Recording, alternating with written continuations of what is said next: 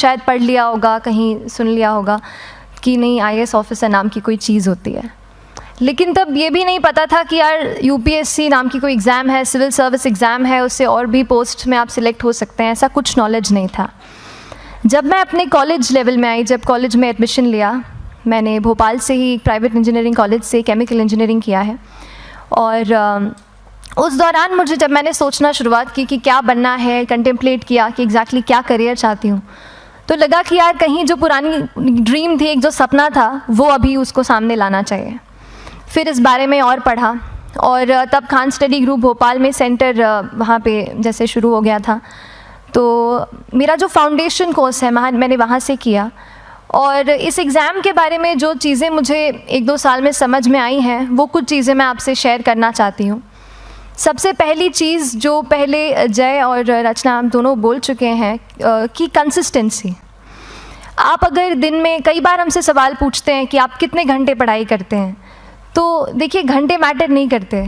कोई 17-18 घंटे हमें नहीं पढ़ना है, इतना हम पढ़ भी नहीं सकते। एक दिन पढ़ सकते हैं, दूसरे दिन नहीं पढ़ पाएंगे। 5 से 6 घंटे ही आपको देने हैं या उतने निकालने हैं, पर वो जो वक्त आप अपनी पढ़ाई को देते हो, वो कंसिस्टेंटली आपको रोज़ उतना ही अपने पढ़ाई को देना है। Consistency is the key, that is the first and the most important thing जो आपको ध्यान में रखनी है। दूसरी चीज़ इस एग्ज़ाम में मुझे लगता है इक्वली इम्पॉर्टेंट है, क्योंकि ये जर्नी लंबी होती है। जैसे एग्ज़ाम ही 1 साल तक चलती है, आप प्रीलिम्स देते हैं, फिर आप मेंस देते हैं, आप इंटरव्यू में जाते हैं पर्सनालिटी टेस्ट के लिए, तो एग्ज़ाम 1 साल तक खुद चलती है। उसके पहले मान लीजिए आप 1-1.5-2 साल पहले से प्रिपेयर कर रहे हो, तो ये जर्नी काफ़ी लंबी रहती है। उस जर्नी में मेंटली अपने आप को मोटिवेट रखना, अपने आप को बूस्ट करते रहना, वो भी इक्वली इम्पॉर्टेंट है, और इसीलिए अपने आप पर भरोसा बेहद ज़रूरी है। You need to have a faith in yourself कि अगर आपने इसमें कदम रखा है, अगर आपने सोचा है कि आप सिविल सर्विस एग्ज़ाम देना चाहते हैं और देंगे, तो आपको ये ठान के उसमें जाना है कि हाँ मैं ये कर सकता या कर सकती हूँ। ये एक अपना मोटिवेशन, अपने साथ एक फेथ, बिलीफ अपने ऊपर आपको हमेशा रखना है। कमिंग टू प्रेपरेशन की कैसे तैयारी करनी है, बहुत सारी बातें आप सुन चुके हैं कि आंसर राइटिंग में कैसे करना होता है, आंसर राइटिंग का स्ट्रक्चर कैसा होना चाहिए। तो मैं शुरू में सबसे पहले ये कहूँगी कि मेरे प्रिपरेशन का बेस 2 चीज़ें रहीं।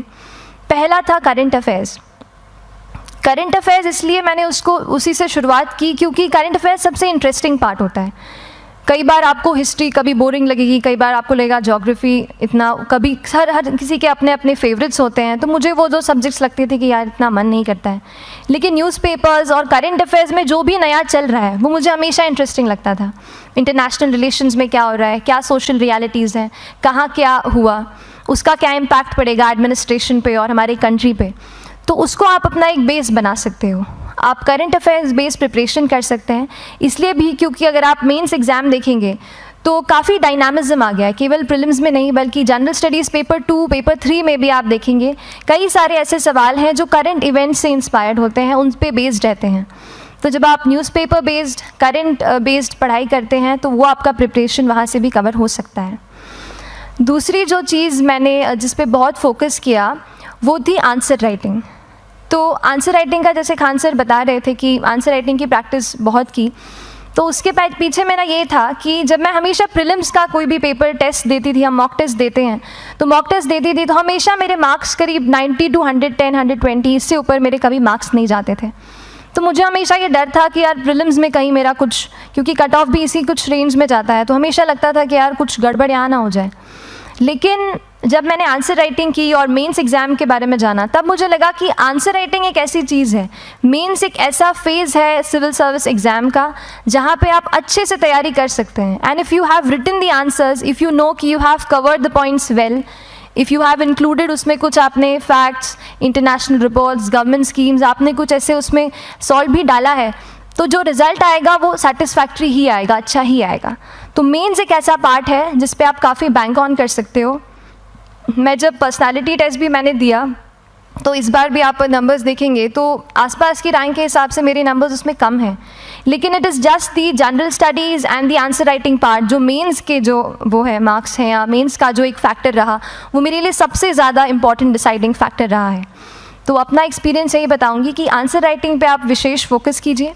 जैसा स्ट्रक्चर आपको बता ही चुके हैं कि इंट्रोडक्शन में कैसे आपको शॉर्ट रखना है, बॉडी एंड देन कंक्लूजन, उसमें छोटी चीज़ जैसे मैं अभी मेंशन कर रही थी, आप एक इंश्योर कीजिए कि देखिए जो भी एग्जामिनर आपकी कॉपी चेक कर रहे हैं वो दिन में 10, 15, 20 कॉपीज़ चेक कर रहे हैं, तो उन सब से आपको अलग कैसे आप अपनी कॉपी दिखा सकते हो, ये चीज़ आपका प्रेजेंटेशन और आप जिस तरीके से आंसर लिखते हो कंटेंट को, वो मैटर करेगा।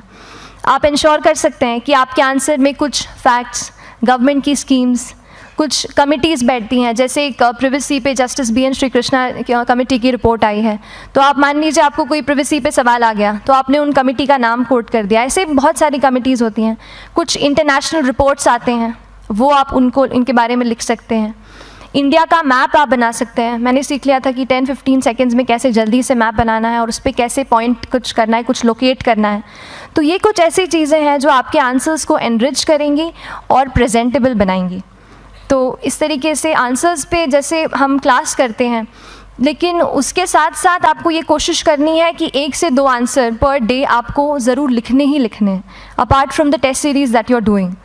आंसर राइटिंग से 2-3 चीज़ें होती हैं, ना केवल हमारी एक लिखने का हमें समझ आता है हम क्या लिखते हैं कैसा है, पर हमारा कॉम्प्रिहेंशन भी इम्प्रूव होता है। हमें कितना समझ में आया वो भी हमें खुद समझ आता है जब हम आंसर्स लिखते हैं। और इसीलिए आंसर राइटिंग पे आप फोकस कीजिए, 1 से 2 आंसर्स ज़रूर लिखिए।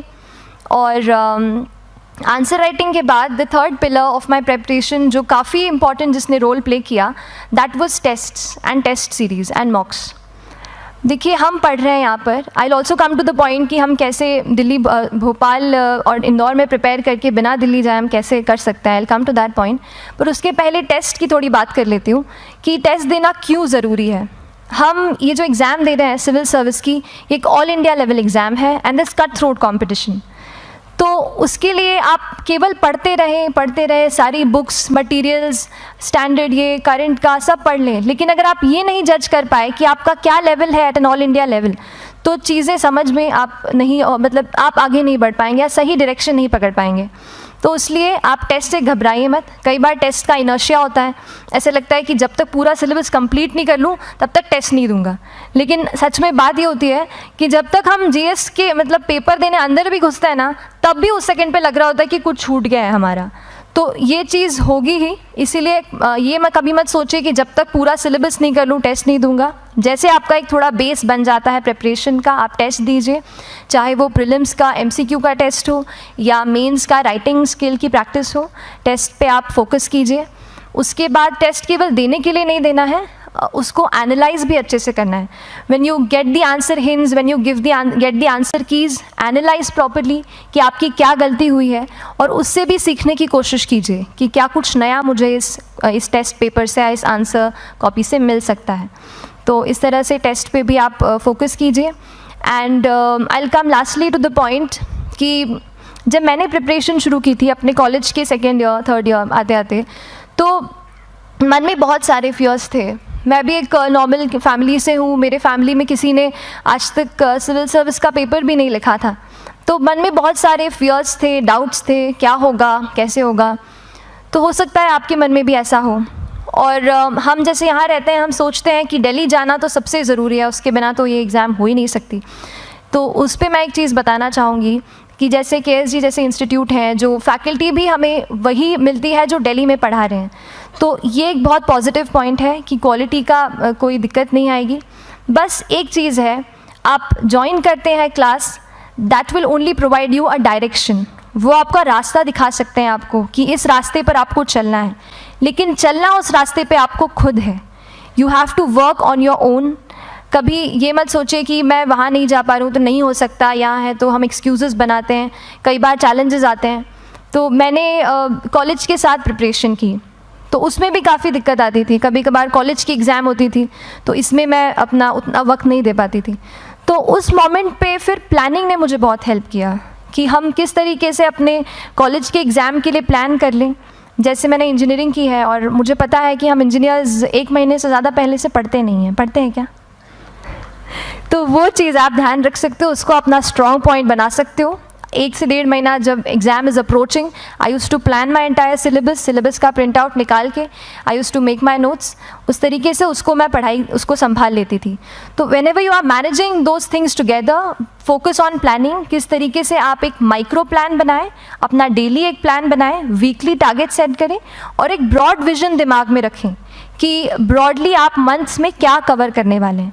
अगर आप प्लानिंग अच्छे से करते हैं तो ज़्यादातर पोर्शन आपका वहीं से कवर हो जाता है, और जब आप टारगेट्स बनाते हैं, उनको टिक करते हैं, तो एक सेंस ऑफ कंप्लीशन भी आपको मिलता है कि yes I am on the right path और मैं सही जा रहा हूँ या जा रही हूँ। तो इस तरीके से प्लानिंग पे भी इक्वली फोकस कीजिए। एंड बस यही सिंगल बिगेस्ट मैसेज मेरी तरफ से यही रहेगा कि आपने अगर ठान लिया है, अगर आप सोचते हैं कि आप ये एग्ज़ाम क्रैक कर सकते हैं, तो आपको रोकने वाला और कोई नहीं, आप खुद ही हो सकते हैं। तो खुद आप अपनी रुकावट कभी मत बनिए, एक्सक्यूज़ेस मत बनाइए। ऑब्स्टिकल ज़रूर आएंगे, उन्हें आपको चैलेंज करना है। Challenges are meant to be challenged. तो सही तरीके से अपने ऑब्स्टिकल्स को हैंडल कीजिए, और इस एग्ज़ाम में अगर आप सही स्ट्रैटेजी रखते हैं तो आप अपने एक अटैम्प्ट में ही इसको क्रैक कर सकते हैं। एंड एनीवेज आप जो भी अटैम्प्ट नेक्स्ट रखते हैं, दिल में यही रखिएगा कि जो ये मेरा नेक्स्ट अटैम्प्ट होने वाला है, ये मेरा बेस्ट अटैम्प्ट होने वाला है। कभी भी इस एग्ज़ाम को हाफ हार्टेडली मत दीजिए कि चलो दे के देखता हूँ कैसा है पैटर्न का एग्ज़ाम का। अगर एग्ज़ाम का पैटर्न देखना है ना, तो घर पे 3 घंटा टाइम लगा के एग्ज़ाम दे दो, बस केवल पैटर्न देखने के लिए एग्ज़ाम अटैम्प्ट मत कीजिए। जब आप एग्जामिनेशन हॉल में जा रहे हैं या कोई अटैम्प्ट आपने सेट किया है, तो अपना सब कुछ उस एग्ज़ाम को दीजिए, अपना टाइम, एनर्जी, फोकस, जितना भी करेक्ट आप उसमें पॉजिटिविटी डाल सकते हैं उसको दीजिए, एंड पूरी तैयारी के साथ ही इस पेपर को दीजिए, and I am sure that you will succeed. So till then, all the very best to you and good luck. Thank you so much.